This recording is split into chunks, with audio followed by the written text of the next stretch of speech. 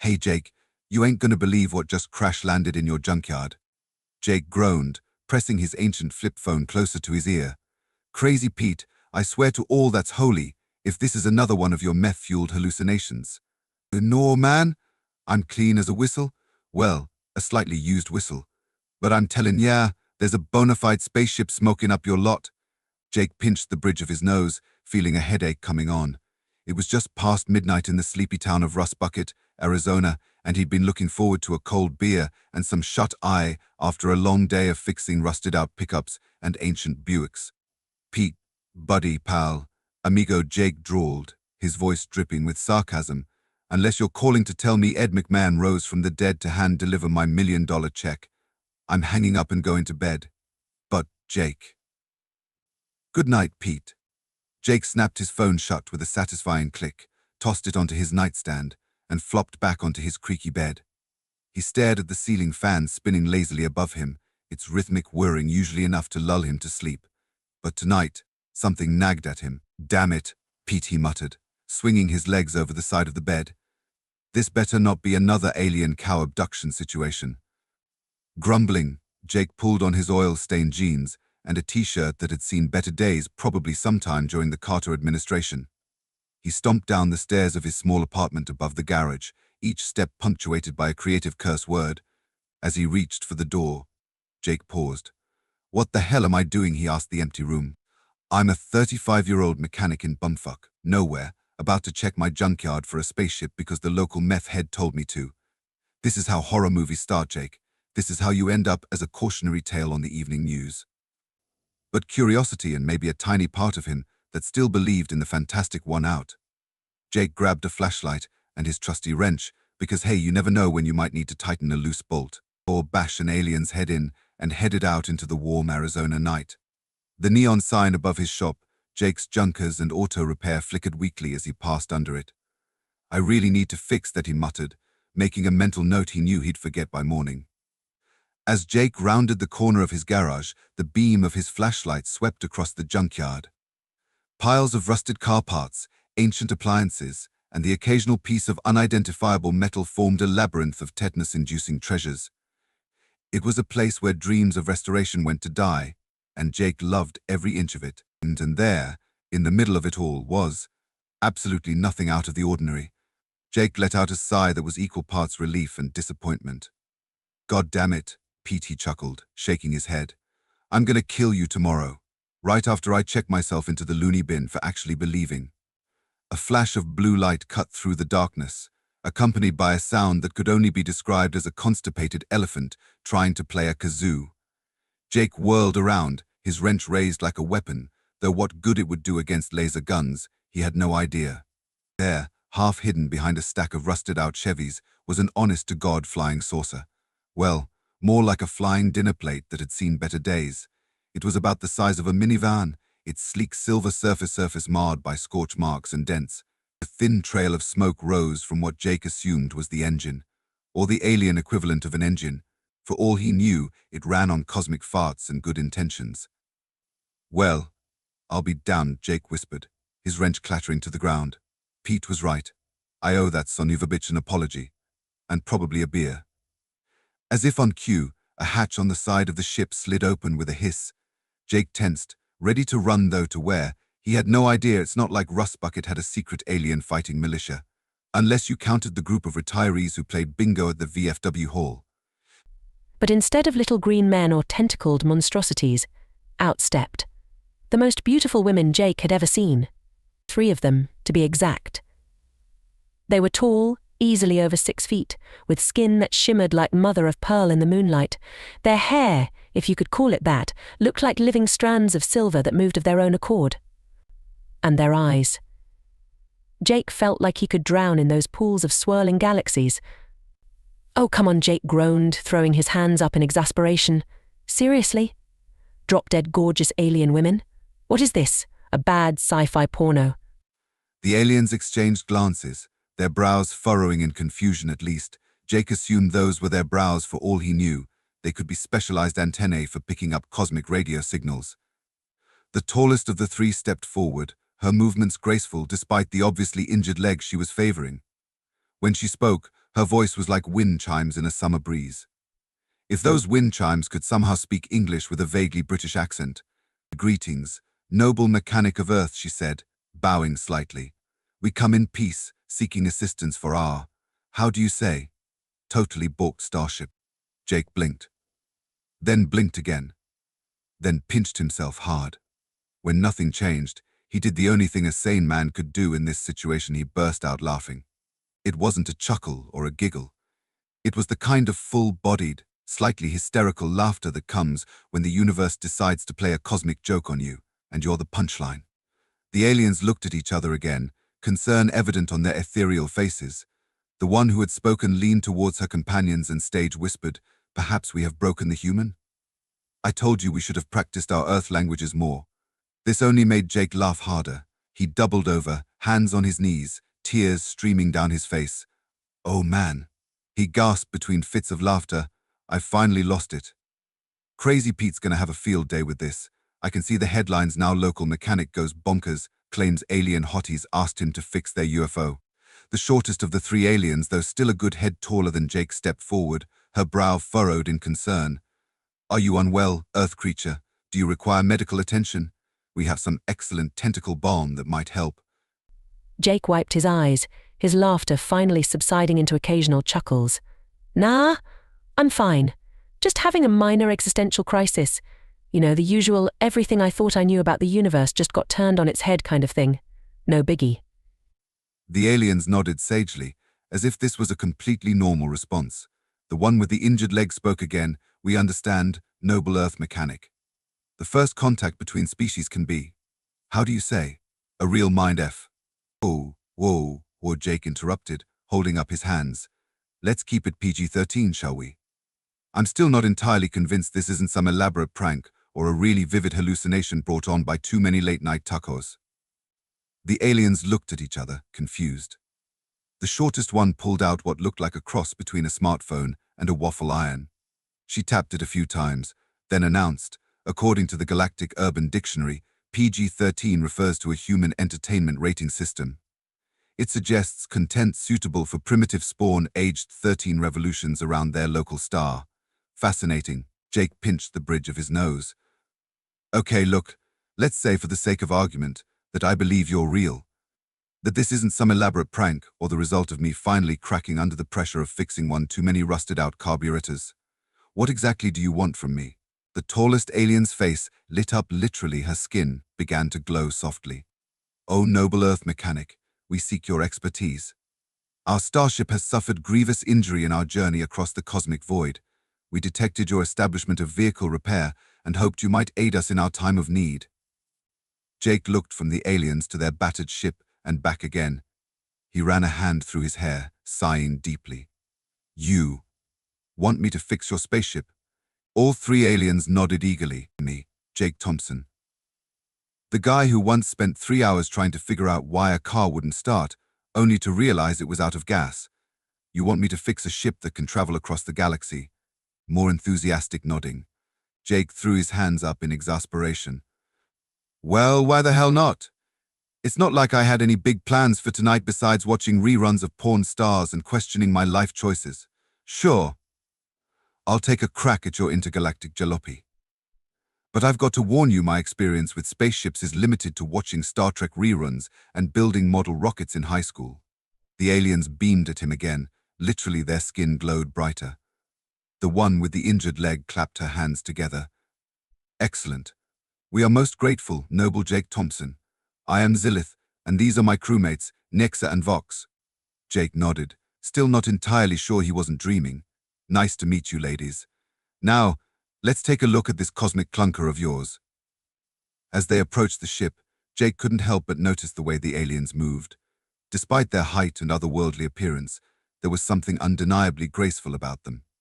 It was like watching a ballet performed by very tall, very shiny cats. So Jake said, trying to sound casual and failing miserably, "You girls come here often?" "To Earth, I mean. Not my junkyard specifically. Though I guess you're here now, so technically." Nexa, the shortest of the three, interrupted his rambling. "Oh no, this is our first visit to your charming little mud ball. We were on our way to the Galactic Council meeting on Zeta Reticuli IV when our quantum flux capacitor decided to throw a hissy fit. Jake nodded sagely, as if he had any clue what a quantum flux capacitor was. Ah yes, quantum flux capacitors, always acting up at the worst possible moment. Had a 87 Buick that did the same thing. Well, not the quantum part, or the flux part. Come to think of it, it was probably just the alternator. Vox, who had been silent until now, spoke up. Her voice was deeper than the others, with a hint of what Jake could only describe as cosmic gravel. You speak wisely, Jake Thompson. The parallels between your primitive combustion engines and our hyper-advanced star drive are, well, they're completely non-existent.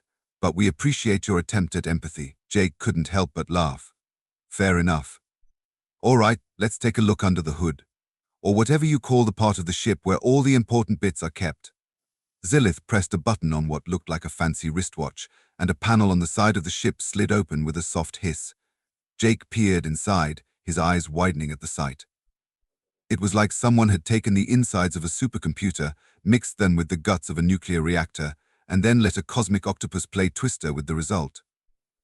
Tubes of glowing liquid pulsed in time with what sounded suspiciously like a techno remix of Bach's Toccata and Fugue in D minor. Holographic displays flickered in and out of existence, showing diagrams and readouts in a language that made Jake's eyes water just looking at it. Well, Jake said after a long moment, I can safely say this is a bit more complicated than your average oil change. Nexa nodded enthusiastically. Oh yes, this is our Mark VII quantum displacement engine. It uses the inherent uncertainty of subatomic particles to create localized bubbles of warped spacetime, allowing us to slip between the cosmic fabric like a greased Zorlax through a Neptunian sewer system. Jake blinked slowly. Right. Of course. Silly me for thinking it might be something simple like a broken fan belt or a clogged fuel line. He leaned in closer, careful not to touch anything that looked like it might disintegrate him or turn him inside out. So, what exactly seems to be the problem? Zilith pointed to a pulsing red crystal about the size of a grapefruit. The hyperdimensional matrix crystal has become misaligned. Normally, it channels the quantum energies of the vacuum foam into usable propulsion, but now, she trailed off, making a sound that was somewhere between a sigh and the mating call of a lovelorn whale. Jake nodded, pretending he understood even a fraction of what she'd said.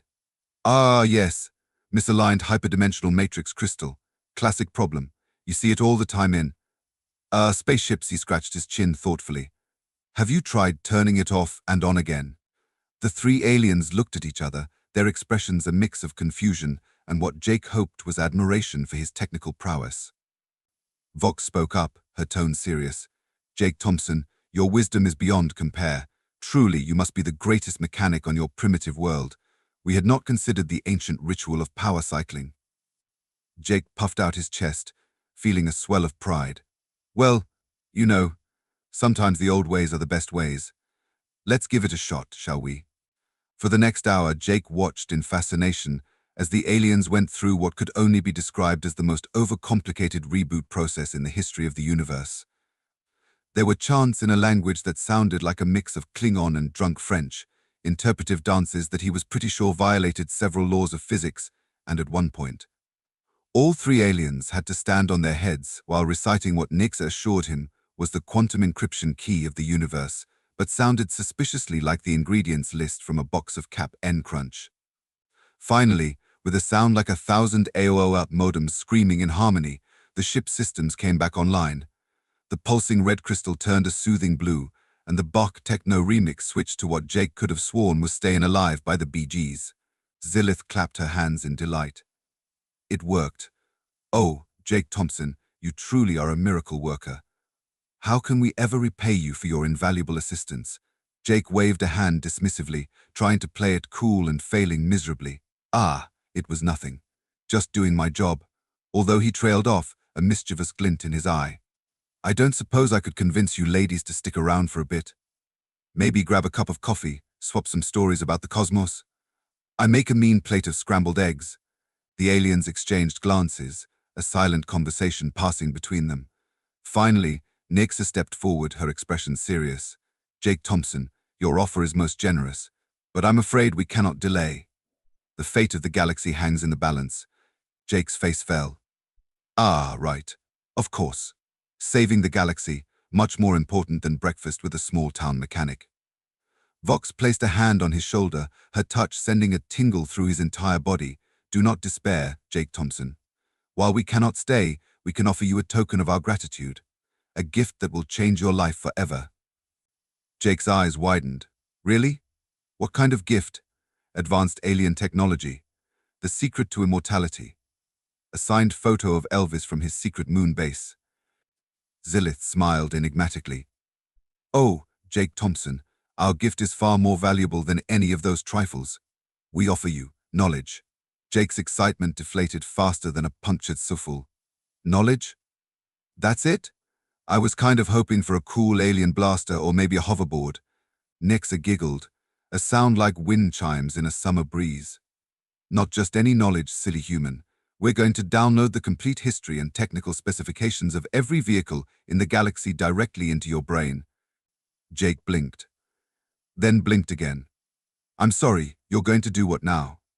Vox stepped forward, holding what looked like a kaleidoscope crossed with a dental X-ray machine. It's quite simple, really. This device will rewrite your neural pathways, integrating millennia of intergalactic vehicular knowledge into your primitive Homo sapien gray matter. You'll be the greatest mechanic in the universe. Whoa, whoa, whoa. Jake held up his hands, backing away slowly. Let's pump the brakes here, ladies. You want to rewrite my brain? That sounds less like a gift and more like a plot from a B-movie sci-fi flick.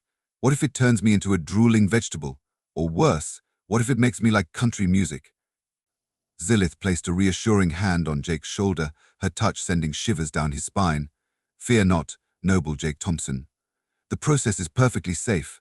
Well, mostly safe. There's only a 0.0001% chance of your brain exploding. Oh well, when you put it that way, Jake muttered sarcastically.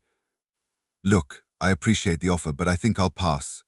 I've got a good thing going here with my junkyard. Sure, it's not glamorous, but it's honest work.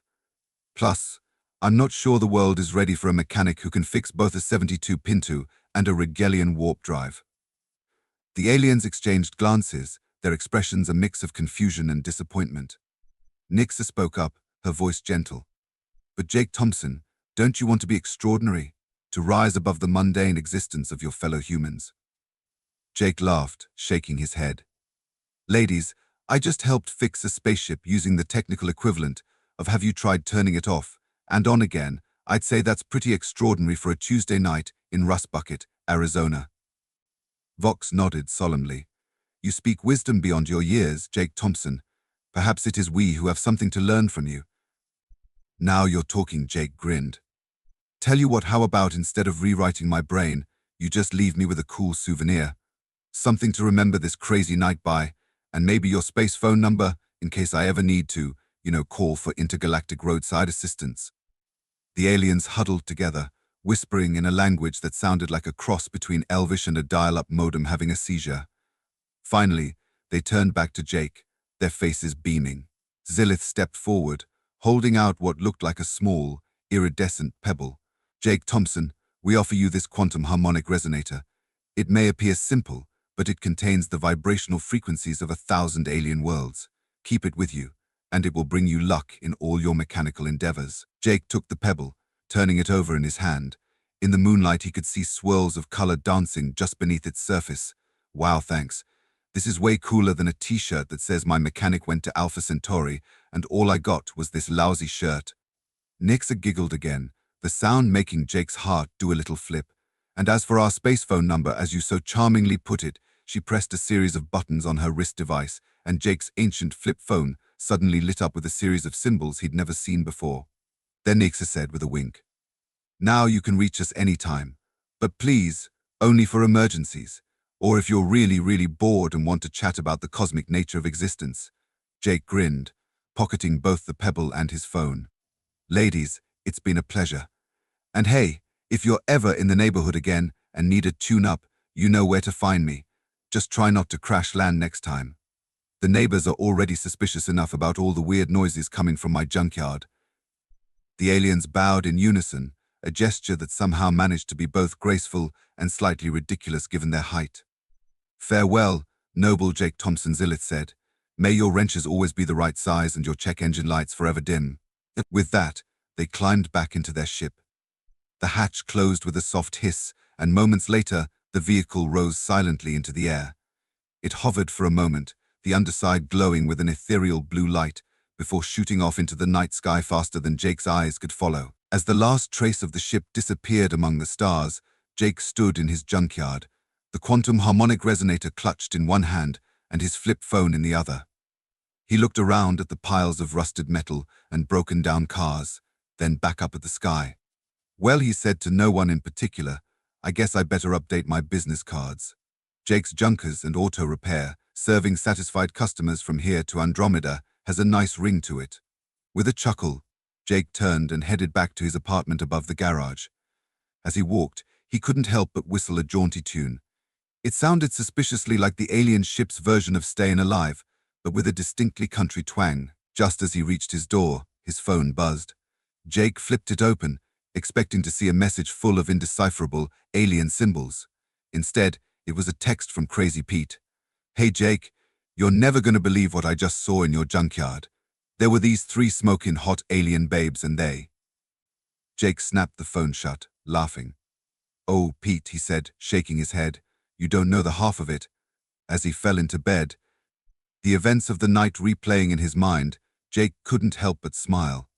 Sure, he might not have accepted the aliens' offer to become the universe's greatest mechanic, but he had something better, a hell of a story, a cool alien souvenir, and the knowledge that somewhere out there in the vast cosmos, 3 beautiful alien women thought he was pretty darn special. Not bad for a Tuesday night in Rust Bucket, Arizona. The next morning, Jake woke up with a start, his alarm blaring the local country station. For a moment he lay there, blinking at the ceiling, wondering if last night had been some kind of bizarre dream brought on by too many late-night tacos and reruns of Ancient Aliens. But then his hand brushed against something smooth and cool on his nightstand, the quantum harmonic resonator. It was real. It had all been real. Jake sat up, running a hand through his messy hair. Well, I'll be damned, he muttered. Guess I better get ready for work. Never know when the next intergalactic breakdown might happen. As he got dressed, pulling on his oil-stained coveralls, Jake couldn't help but hum the alien version of Stayin' Alive. He made a mental note to start a new playlist, top 40 hits from across the galaxy. Heading downstairs to his shop, Jake flipped the sign to open and settled in behind the counter.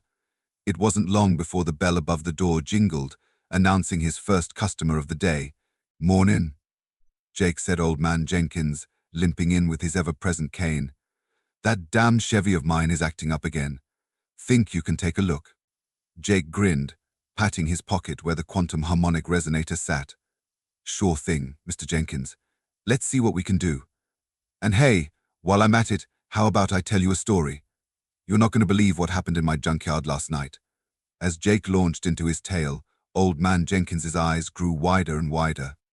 By the time Jake finished, the old man was shaking his head in disbelief. Jake, my boy, he said, I think you've been out in the sun too long. Alien women in your junkyard? Next thing you'll be telling me is that Elvis is alive and living on the moon. Jake just smiled, twirling a wrench in his hand. Mr. Jenkins, after last night, I wouldn't rule anything out. Now, let's take a look at that Chevy of yours. I've got a feeling it's going to be running smoother than a Zanusian hover cruiser by the time I'm done with it. As Jake popped the hood of Old Man Jenkins's Chevy, he felt the quantum harmonic resonator warm slightly in his pocket. He reached in and touched it, and suddenly, the inner workings of the car seemed to make more sense than ever before. It was as if he could see the energy flowing through the engine, every component singing its own unique note in a grand mechanical symphony. Well, Jake muttered under his breath.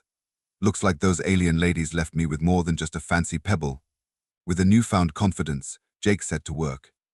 His hands moved with an assurance he'd never felt before, tweaking and adjusting with precision that bordered on the supernatural. In no time at all, the Chevy's engine was purring like a contented kitten. Old Man Jenkins's jaw dropped as Jake closed the hood. I've never heard her sound so smooth, he said in awe. What did you do, boy? Jake winked, tapping the side of his nose. Just a little alien magic, Mr. Jenkins. Nothing to worry about. As word spread about Jake's sudden increase in mechanical prowess, business at Jake's Junkers and Auto Repair began to boom. People came from all over the county, bringing their most hopeless cases, cars that other mechanics had declared dead and buried. But Jake brought them all back to life, each one running better than it had when it first rolled off the assembly line. Of course, not everyone was thrilled with Jake's success. Big Bob's Auto Emporium on the edge of town saw its customers dwindling as more and more people flocked to Jake's humble junkyard. Bob himself, a man whose mustache was almost as impressive as his waistline, decided to pay Jake a visit. It was a slow afternoon when the bell above Jake's door jingled, announcing Bob's arrival. Jake looked up from the carburetor he was reassembling blindfolded, just for fun, and grinned. "Well, if it isn't Big Bob himself. What brings you to my humble establishment? Your fancy diagnostic computer finally give up the ghost." Bob's face turned an interesting shade of purple. "Listen here, you little upstart," he growled, mustache quivering with rage. "I don't know what kind of voodoo you're pulling, but there's no way a two-bit hack like you could suddenly become the best mechanic in the state. What's your secret? Some kind of illegal performance enhancers for cars?" Jake leaned back in his chair, balancing on two legs. "Now, Bob, you know a magician never reveals his secrets, but if you must know," he leaned in conspiratorially. "It was aliens." Bob's eye twitched. "Aliens," he repeated flatly. "Yup," Jake nodded, popping the P. "3 of them. Tall, beautiful, with skin like starlight and hair like liquid silver. They came down in a spaceship. I fixed it for him, and they gave me the secret to universal automotive knowledge. You know, just your average Tuesday night in Rust Bucket." For a moment, Bob just stared at Jake, his mouth opening and closing like a fish out of water. Then, without another word, he turned on his heel and stormed out of the shop. Jake chuckled to himself. Well, that's one way to deal with the competition. As the days turned into weeks, Jake found himself settling into a new routine. By day, he was still the same old Jake, cracking jokes and fixing cars with a smile. But at night, when the shop was closed and the junkyard was quiet, he'd sit out under the stars, the quantum harmonic resonator in his hand, and listen. At first, he wasn't sure what he was listening for. But gradually, he began to hear something. Whispers from distant worlds, the hum of starships traversing the cosmos, the grand orchestra of the universe itself. And sometimes, just sometimes, he could swear he heard 3 familiar voices, laughing and chatting, as they zoomed from one end of the galaxy to another. One night, as Jake sat on the hood of an old Corvette, stargazing, his phone buzzed. He flipped it open to find a message composed entirely of those strange alien symbols. Somehow, though, he understood it perfectly. "Hey there, noble Earth mechanic. Just checking in to make sure you haven't blown up your planet or anything. How's that quantum harmonic resonator treating you? By the way, we're passing through the Horsehead Nebula right now. The colors are amazing, wish you could see it. Maybe next time we're in your neck of the woods, we can take you for a spin around the solar system. Keep that wrench handy. Zilith, Nixa, and Vox." Jake grinned, shaking his head in amazement. He typed out a reply. "Ladies, you wouldn't believe the week I've had. Turns out that little pebble of yours is better than a master's degree in mechanical engineering. Business is booming, and I'm pretty sure I've convinced the local auto parts store owner that I'm some kind of car whisperer. No planet explosions yet. But I did manage to make old man Jenkins's Chevy hover for a split second. Don't suppose that quantum harmonic resonator came with an instruction manual? Anyway, say hi to the Horsehead Nebula for me. And hey, if you're ever in the mood for the best damn oil change in the Milky Way, you know where to find me." Jake. As he hit send, Jake couldn't help but laugh at the absurdity of it all. Here he was, a small-town mechanic from Nowheresville, Arizona, casually texting with aliens as if they were old college buddies. But then again, maybe that was the point. In a universe as vast and weird as this one, maybe it wasn't so strange for a guy like him to befriend a trio of intergalactic travelers. Maybe the line between the extraordinary and the everyday was thinner than anyone realized. Jake pocketed his phone and the quantum harmonic resonator, giving the old Corvette an affectionate pat as he slid off its hood. Tomorrow would bring new challenges, cars to fix, customers to impress, and who knows, maybe even another alien encounter. But for now, he was content. As he headed back to his apartment, Jake looked up at the star-studded sky one last time. "You know," he said to the cosmos at large, "I think I'm starting to get why they call it humanity. Fuck yeah." And with that profound or perhaps profoundly silly thought, Jake Thompson, small-town mechanic, friend to aliens, and unexpected recipient of cosmic mechanical knowledge went to bed, ready for whatever the universe might throw at him next.